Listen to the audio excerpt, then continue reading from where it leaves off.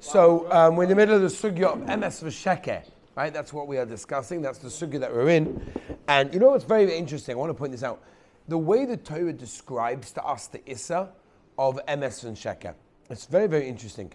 What does the Torah use to describe the Issa, the transgression of speaking Sheker, speaking falsehood? What does the pasuk say? Oh, what does that mean? Midvar Sheker Tirchak. Please translate, somebody. No, that's not the translation. Please tell me translate. Not the song. No. No. Midvar Sheker Tirchak. Oh, now we're getting somewhere. Stay far away from falsehood.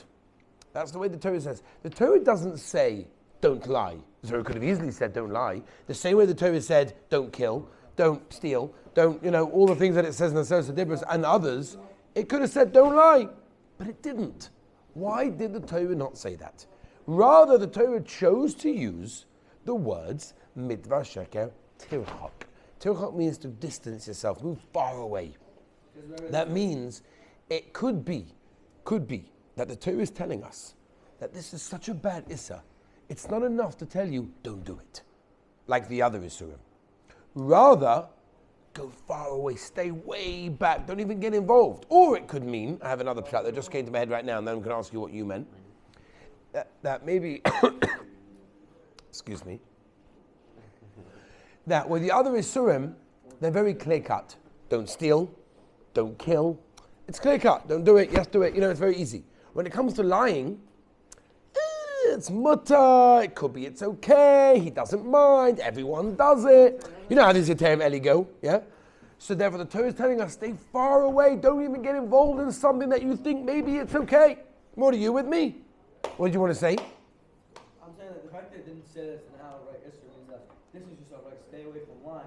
Well, let's say you have to lie for showing bias, which is the case that very nice. I don't have like, okay, she has very nice. I don't have to call a rabbi, ask for her head to lie. Right. Asher is saying very good. Asher's saying Gavaldi. But I have a horror on what you're saying. I have a horror. Beautiful. I have a horror on what you're saying. You're saying, you hear what he said? He said the Torah gave us, in other words, the Torah put into the mechanism of the Issa, right?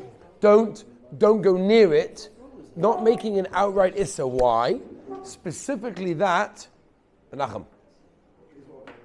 BA. Yeah? David. Yeah? With me?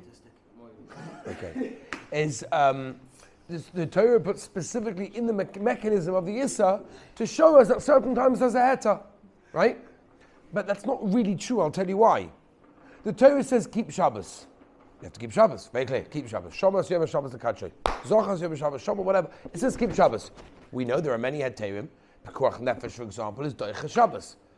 So it could have said stay away from Shabbos and therefore they're heterim. So not always are there situations where because there's a heter, the Torah says it's not asa. Here it could have said don't lie, but it didn't. It says stay far away. Either it's very dangerous. Or it's saying that this is from lying, but sometimes lying is the right thing to do. I hear. You're right what you're saying. There are hetem, but I want to talk about those today, Be'ez Hashem. But that's a very important thing. Okay, the way that the Chinuch brings it, okay, the Chinuch, a mitzvah, ayin kuf, he brings it as even something that's a sophic lying, a person should stay away from. Even something that, I don't know if is that really a lie? I don't know if it's really considered to be a lie. Stay away from it. The Torah is warning you. Stay away from this. Don't get involved. Yeah? That's important. However, I do want to discuss some of the actual heterim that could be negeya to lying, and when is it sometimes mutter to lie, because it is important in that case. Now, first of all, let me give you a few examples, okay? I'm going to give you a few examples. What happens if somebody knocks on your door in your house, or, for example, in your office, and says, I'd like to see you, right? I'd like to see you. Now, you're busy, you've got meetings, you're running around, whatever it is, you don't have time to deal with it. Are you allowed to say, I don't have time right now, I cannot see you? Is that considered to be a lie? I mean, theoretically, you can make time for him. No, you don't have to do that. You could say, I'm not available. That's fine. That's not a problem. In fact, Rabbi Shlomo Zalman once wrote that you're not mechuyev, not obligated to see everyone that comes to your door, right? And you don't have to tell him I'm doing something, right? If, you don't have to tell him you're doing something right now. You can just say, that's fine. We can't answer right now. What do you mean you can't answer right now? Of course you can, right? But you, right, I'm talking about that. A guy knocks on your door for tzedakah, right? I'll give you an example. Unless he's the only guy in the town, though. Even if he is. Let's say you're home for a few minutes, you're running out, you want to be spending a couple of minutes with your wife and kids at the table. That's the time that you have. So if you're going to answer the door, he's going to sit down with you, spend 5-10 minutes explaining the organization, you write him a check. By the time he finishes, you have to run out to go to Daf Yomi or whatever it may be. So are you allowed to say, is that called lying by saying, I'm not available? Or your daughter answers and says, my father's not available. It's not really true. You're sitting eating supper. You are kind of available. So the answer is, I'm not available for this. That's okay. That's not called lying. That's okay. Okay? Saying you're not available anyways. Yeah. You're with your kids, no? What? You're with your family. Right. So I'm not available right now. But I'm not available generally means that I'm in the bathroom or I'm in another meeting. But I'm not. But it's not the point. For that, something like that, you're allowed to do that. Okay? Most people don't know anyways that when you say you're not available means that you're doing The bells are dying of Shammai Gross actually wrote, what happens if a person is sleeping and somebody knocks on the door to see him? Are you allowed to say he's not in right now? It's not even much easier to say, oh, he's sleeping or whatever. I don't know what the difference is really. But are you allowed to say that? There's a famous Maisa, by the way, with that. I think it was the Debet Sinarov, right? That's what probably you're referring to, right? The Debet Sinarov, a young boy knocked on the Debet Sinarov's door on Shabbos afternoon to ask a shayla.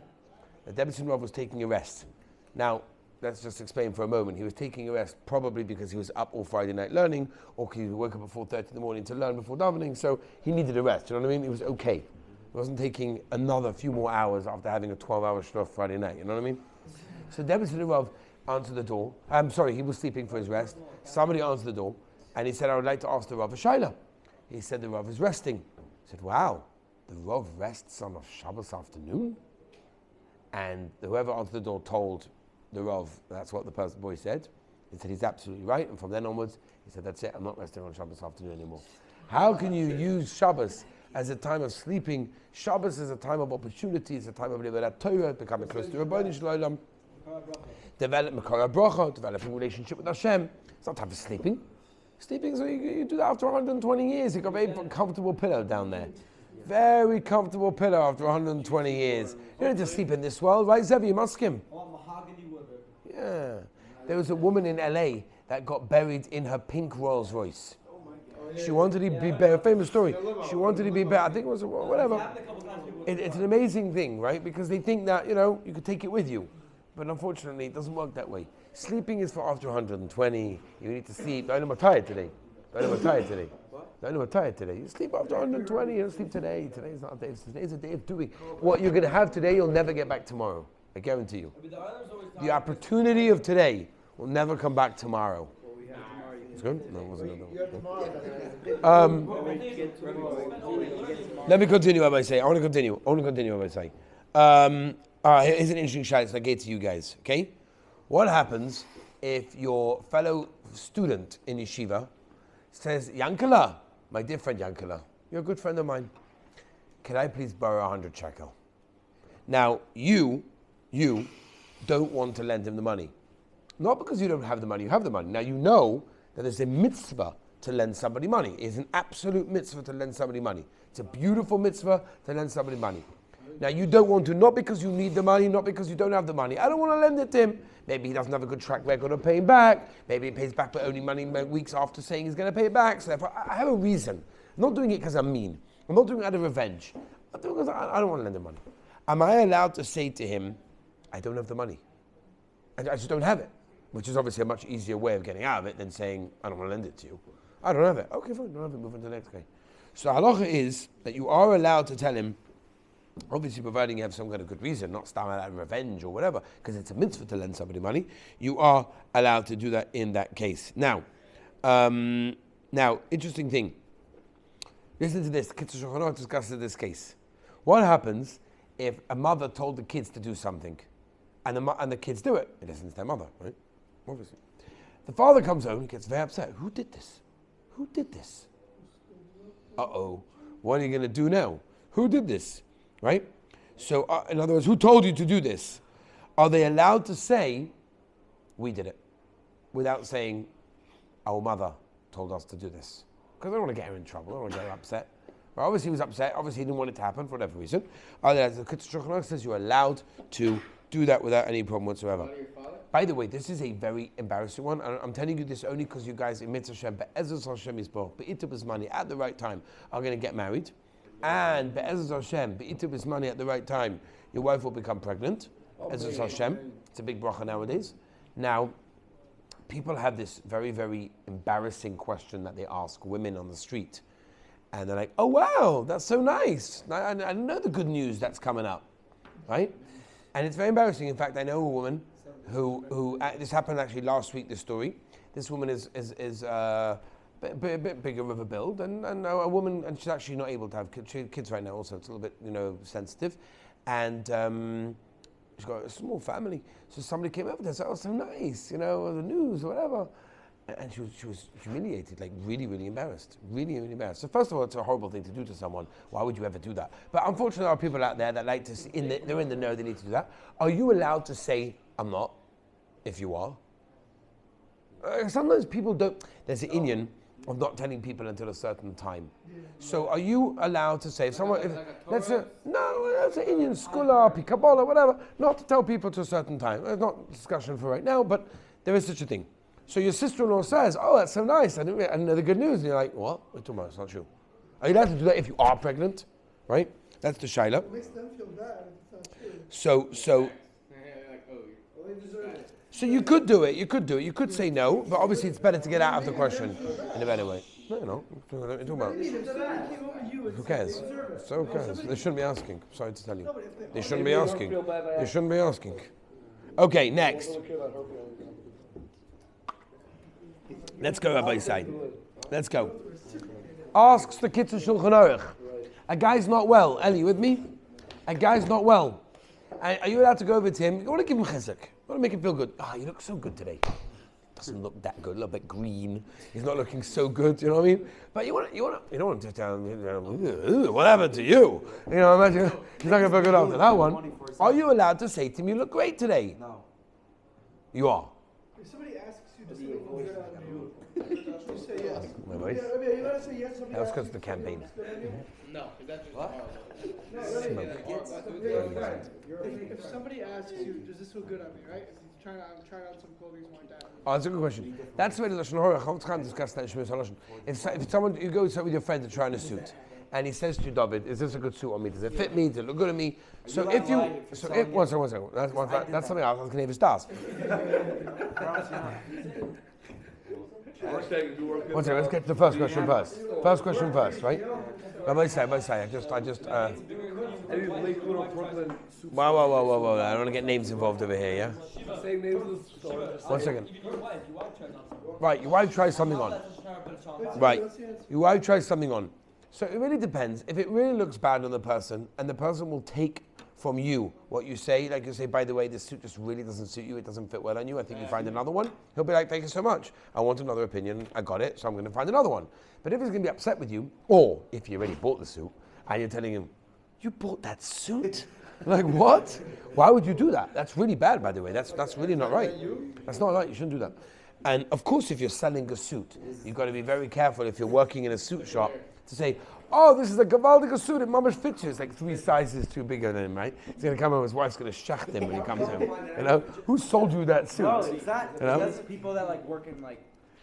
They put on these size 56 suits and they're like, oh yeah. It looks good on you. That's seasonal. They know how to do it, They know how to speak. So are you allowed to do that? Let's say you're one of 10 people that he asks. What if the guy's a shlomal? Give permission over there. Okay, Rabbi Say. Another few more things and then tomorrow we'll continue. Okay?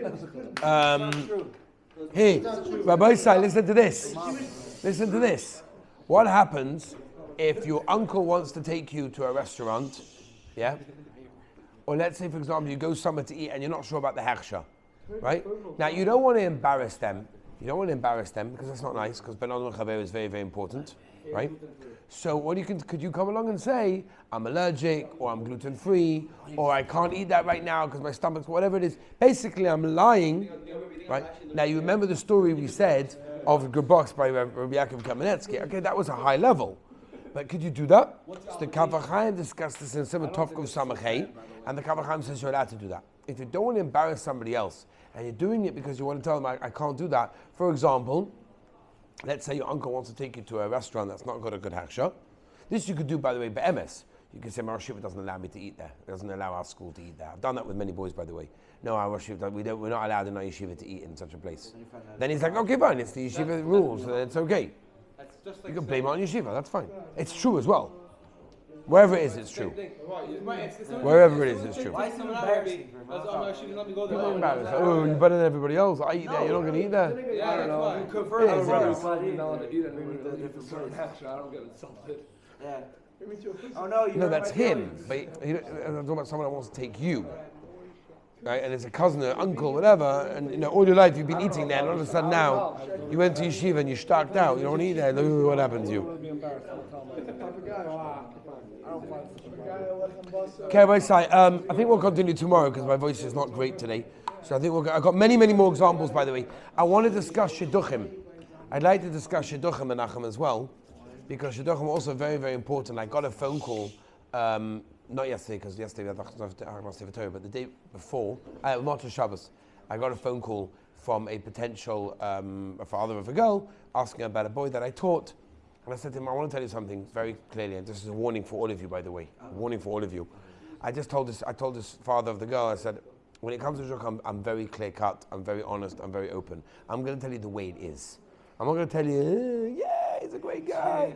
I'm going to tell you the way it is. Take it or leave it. Can we know what you're going to say before you say that? Yeah. If you want to know what I'm going to say about you, That's the problem. act the way you want me to say, I'll say it. Okay? If you want them to write, if you want them to say a beautiful hesped about you after 120 years in this world, act the way you want them to speak about you. Because whatever you do now is what they're going to do. Whatever you act is what I'm going to say about you. Okay, like I said, tomorrow we'll continue.